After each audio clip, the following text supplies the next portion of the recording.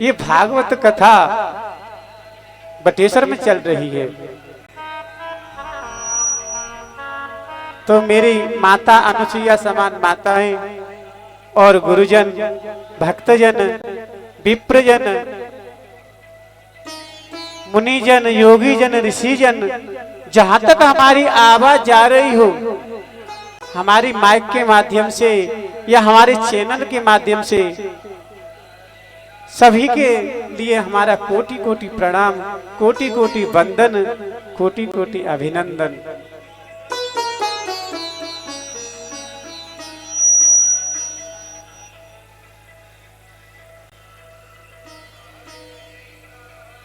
तो ये जो कथा है ये बहुत ही पावन, बहुत ही पवित्र। महाराज श्री विष्णु जी इस ग्रंथ में विद्यमान रहते हैं। इसका दर्शन करने मात्र से सारे पाप धुल जाते हैं। और यहाँ वही आते हैं, इस पांडाल में वही लोग आते हैं जिन पर हमारे प्रभु की कृपा होती है। अन्यथा इस कली काल में कहां किसी पे समय है।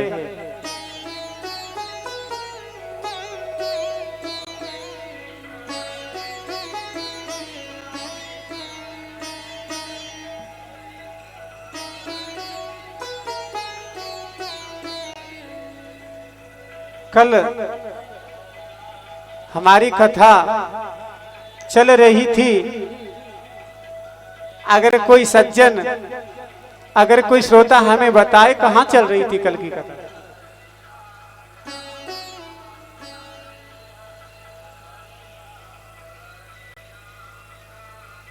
कल की कथा जो लोग श्रवण करने आए थे वो बताएं कहां चल रही थी, कल कहां पे विश्राम दिया था। ये कह रहे हैं जजमान जी हमारा ध्यान आलूओं में था, इसलिए हमें ध्यान। हाँ हाँ। महाराज जी इस कथा में आने से पहले सभी मोह माया है ना, उसे त्याग कर इस कथा में केवल भगवान की चरणों में प्रेम करना चाहिए।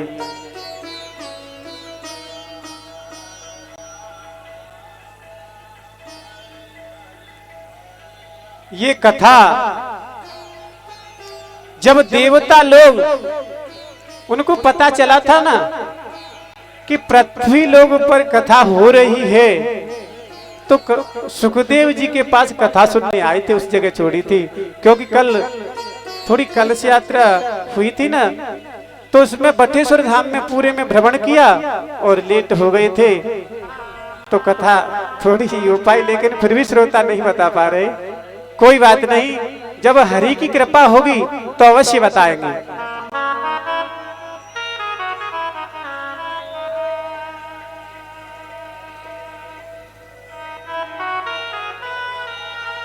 क्वत सुधा क्वं कथालोके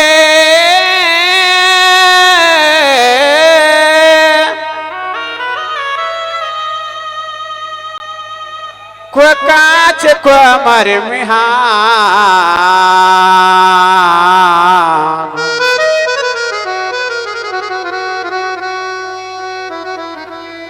ब्रह्मारातु विचारैवा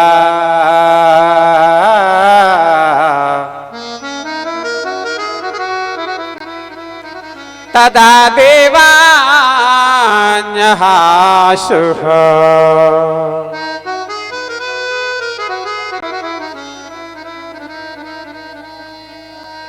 महाराज जब देवताओं ने कहा था ना कि हम अमृत आपको पिलाते हैं, भाई अमृत है तो परिचय जी को पिला दो, और परिचय जी जैसे ही अमृत को पान करेंगे अमर हो जाएंगे, और कथा हमको सुना दो। यही कहा था सुखदेव भगवान से देवताओं ने। लेकिन सुखदेव भगवान देवताओं का उपवास उड़ा दिया, इस कथा को तुम नहीं सुन सकते। क्यों उड़ा दिया? ये कथा केवल हरि भक्तों को ही मिल सकती है। इसका अधिकारी कौन है? आइए रामायण की तरफ चलते हैं, तुलसीदास भी बताते हैं।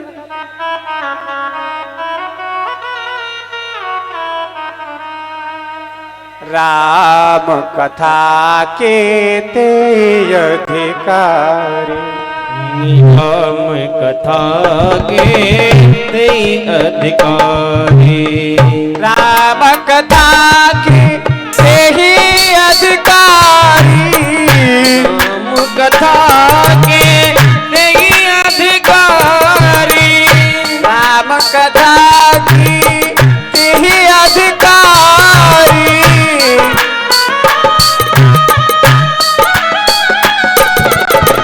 जिनको सत संगति अति प्यारी,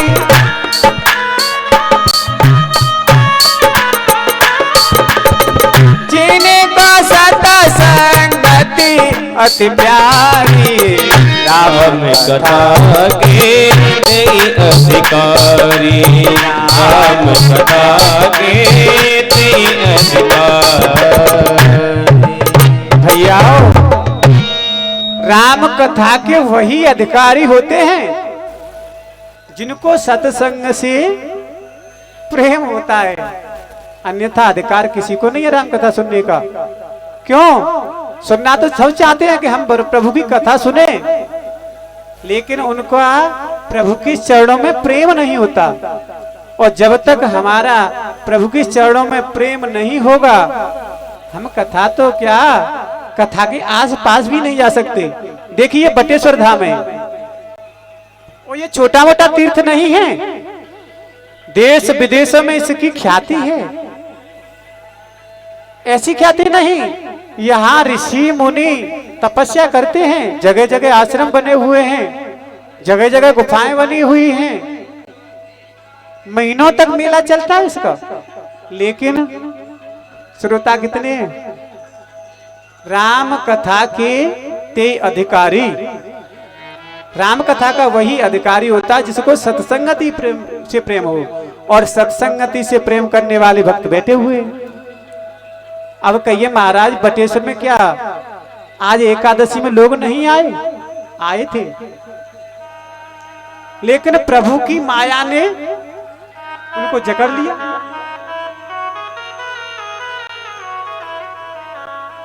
प्रभु की माया ने उनको कथा से वंचित कर दिया। क्यों? ऐसा क्या कारण है कि वो नहीं आ सके? वो इसलिए नहीं आ सके क्योंकि उनका सत्कर्म ही इतना था, केवल कहीं जाओ घूमो फिरो अपने आलू बो।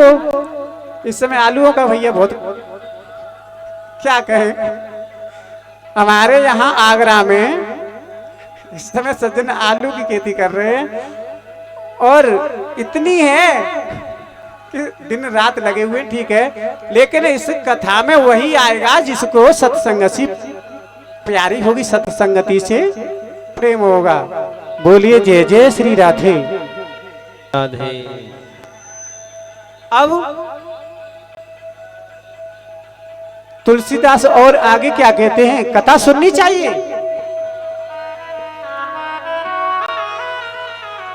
जिन्हें हरि कथा सुनी नहीं काना, जिन्हें हरि कथा सुनी नहीं काना, हरि कथा सुनी नहीं काना, जिन्हें हरि कथा सुनी नहीं काना, जिन्हें हरि कथा सुनी नहीं काना, जिन्हें हरि कथा सुनी नहीं काना, श्रवण रंग हे भवन समाना, श्रवण रंग ही भवन समाना,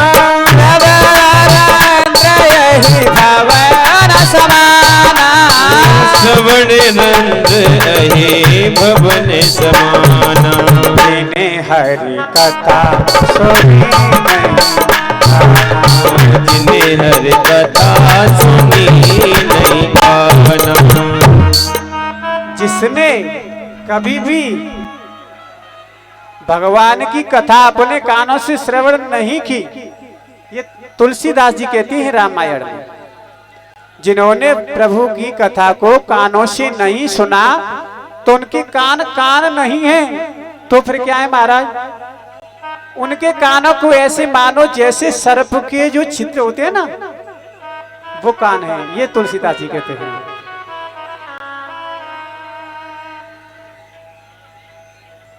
कथा सुधा कम कथा लोके को कांच को मारी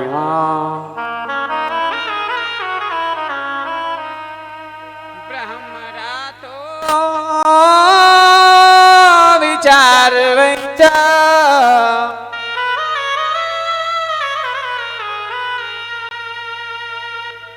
तदा देवांच हासः।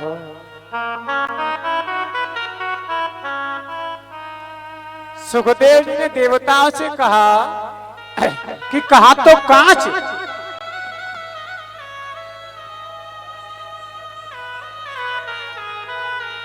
और कहा अमृत। इन दोनों की बराबरी कैसे हो सकती?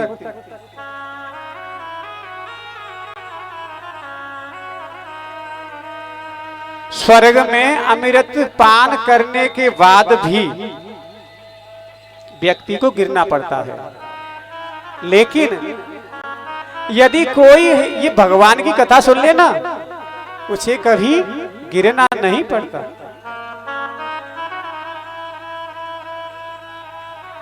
पुनरपि मरणं पुनरपि जननम् पुनरपि जननी जठरे शयना।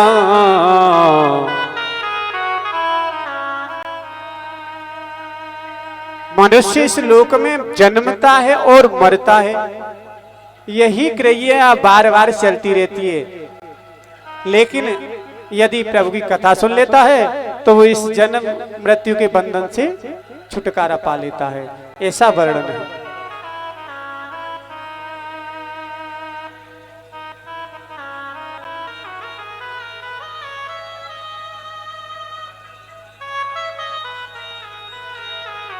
इस भागवत कथा में आनंद ही आनंद है महाराज, और कुछ नहीं। लेकिन भागवत की कथा में 5 बातों का रहना बहुत जरूरी है।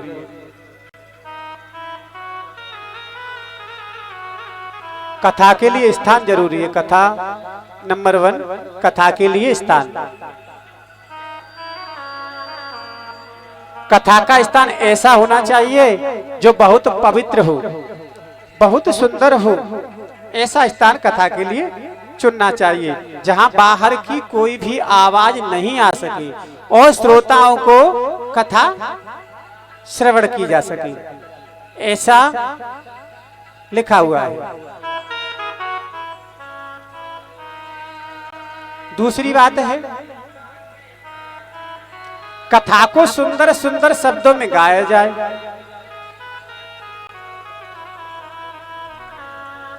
और तीसरी बात बताई गई है कि कथा को गाया भी जाए और श्रवण करने का भी तरीका होना चाहिए। वो आपको कथा में आगे मिलेगा। देखिए, थोड़े समय में वो कथा आने वाली है। हमें कथा कैसे श्रवण करें बताएंगे आपको।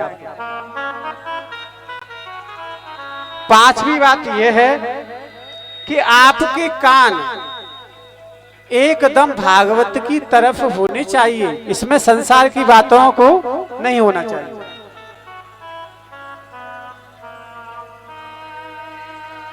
कथम ब्रह्मदीन मुखा कुतश्चिन्तातुरो भवानः त्वरित गमयते कुत्र कुतश्चागमनं तव।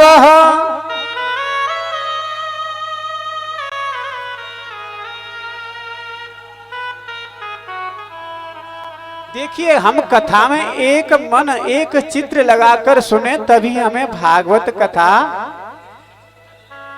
की प्राप्ति होती है, भगवान की प्राप्ति होती है। अब सनत कुमार तो ऐसे संत हैं जो कभी घूमते नहीं। सनत कुमार जी जो संत हैं वो एक स्थान पे रहते हैं, कभी इधर उधर नहीं जाते। सनत कुमारों ने ही नारद जी को भक्ति ज्ञान वैराग्य की कथा सुनाई थी। अब प्रश्न ये बनता है कि सनत कुमार एक जगह ठहरते नहीं, एक जगह से दूसरी जगह वो नारद जी हैं वो एक जगह ठहरते नहीं, और सनत कुमार जी एक जगह से हिलते नहीं।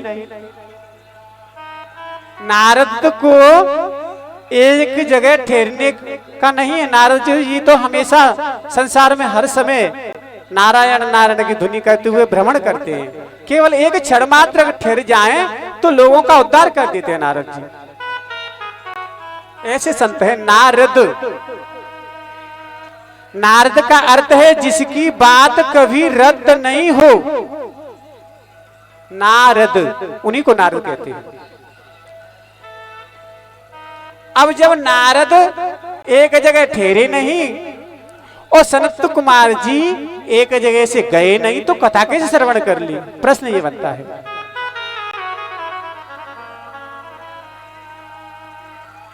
सूत जी कहते हैं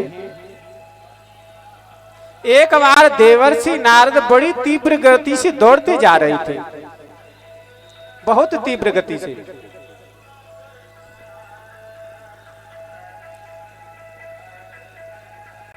तो बद्रीनाथ में जैसे ही पहुंचे तो बद्रीनाथ में विराजमान थे चारों भाई सनत कुमार जी। चारों भाइयों ने नारद को देखा और पूछा।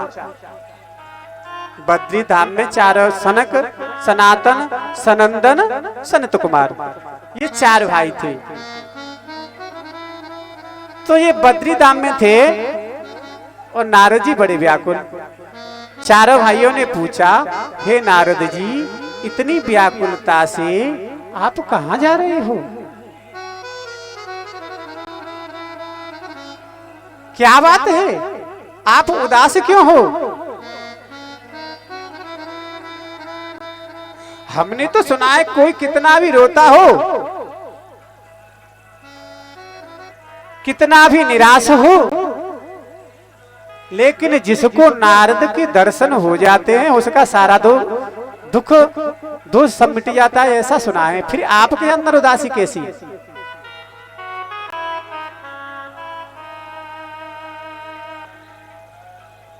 अब नारद जी सनत कुमार की चरणों में गिर पड़ी और कहने लगे, हे महाराज, क्या बताऊं महाराज, मेरे साथ कुछ ऐसा ही घटित हुआ है कि मैं बड़ा व्याकुल हूं। अहम तो पृथ्वी आतो ज्ञात्वा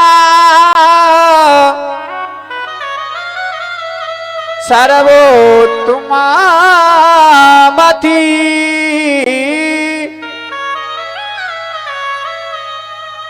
पुष्करम च प्रयागम च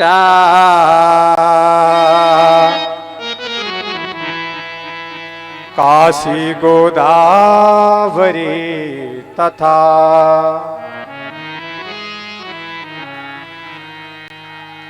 अब नारद जी कहने लगे कि मैं पृथ्वी पर गया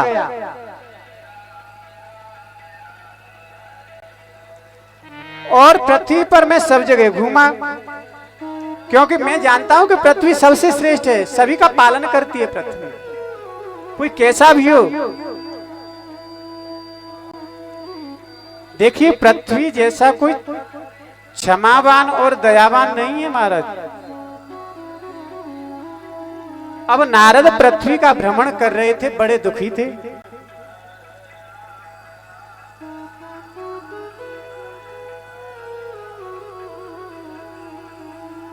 अब नारद कहते हैं, मैं हरि क्षेत्र गया, कुल क्षेत्र गया, सेतुबंध रामेश्वर में भी गया। सत्य कहता हूं महाराज, सनत कुमारों से कहते हैं, महाराज मैं सत्य कहता हूं, हर जगह मैं घूमा, लेकिन मुझे कहीं भी कोई शांति नहीं मिली। नारद पृथ्वी लोक पर आए, सभी जगह घूमते रहे, लेकिन कहीं नारद जी को कोई शांति नहीं मिली। ना पश्य कुत्र चिरमम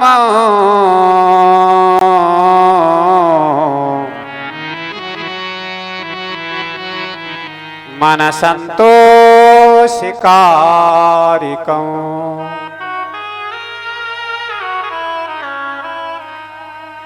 कलेना धर्मेण धरे हा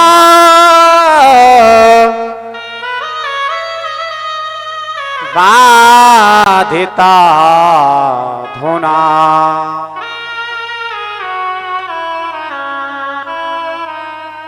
महाराज जी नारद दुखी नारद जी क्यों थे?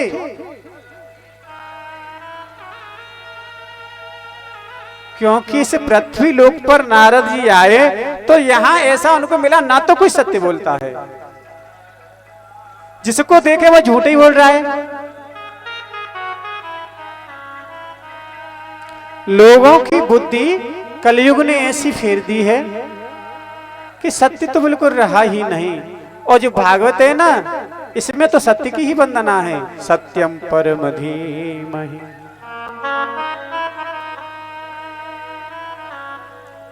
अब कलयुग में नारद जी ने देखा कि पृथ्वी लोक पर सत्य तो बिल्कुल गायब है, कोई बोलता ही नहीं। उधर तुलसीदास भी कहते हैं, झूठ ही लेना झूठ ही देना, झूठ ही लेना झूठ ही देना, झूठ ही लेना झूठ ही देना,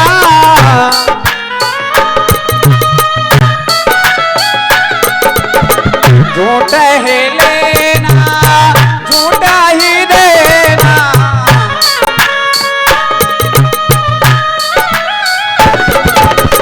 झूठ भोजन झूठ छल, झूठ ही भोजन झूठ जमेना, झूठ भोजन झूठ छलना, झूठ ही भोजन झूठ जमेना।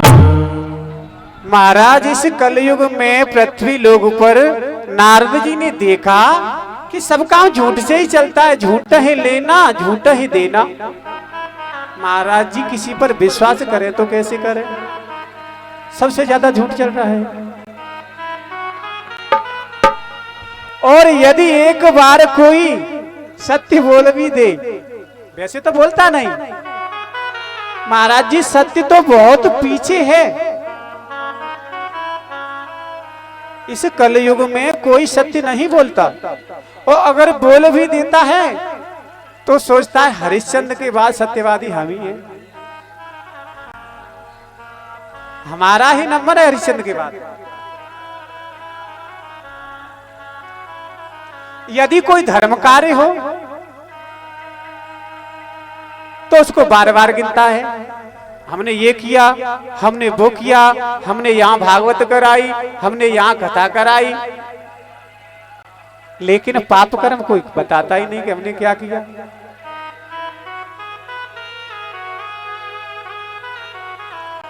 अब नारदी ने देखा कि घर की क्या दशा हो गई।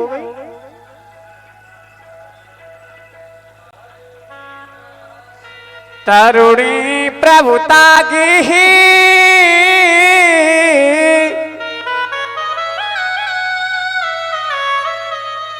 श्याल को बुद्धिदायक,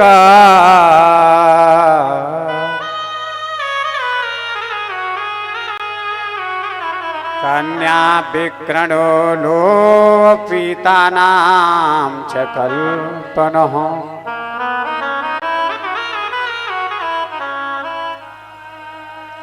तरुणी प्रभुता गेहे श्याल को बुद्धि दायक हो।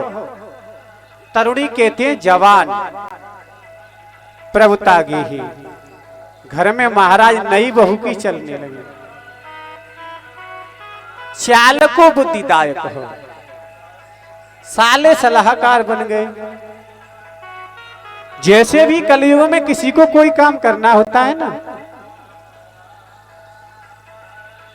तो घर कोई नहीं पूछता, सीधा टेलीफोन जाता है। हेलो, हाँ साले साहब जी फलाना काम करना है, कैसे होगा? अरे घर में बूढ़े हैं, बड़े हैं, बुजुर्ग हैं, सलाह लेनी है तो उनकी लो। लेकिन नारद जी ने देखा श्याल को बुद्धिदायक है, बुद्धि तो साले साहब जी की कृपा से चल रही है महाराज।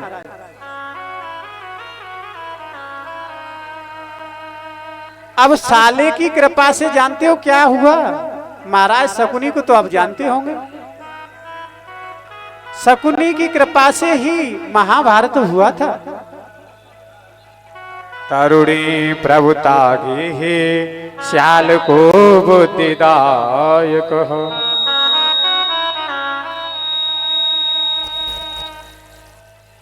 तरुणी की सलाह नहीं लेनी चाहिए, सलाह लेनी है तो घर में बूढ़े बड़ों की ले। लेकिन यहां तो उसको उल्टा ही है, घर में नई बहू की चलने लगी।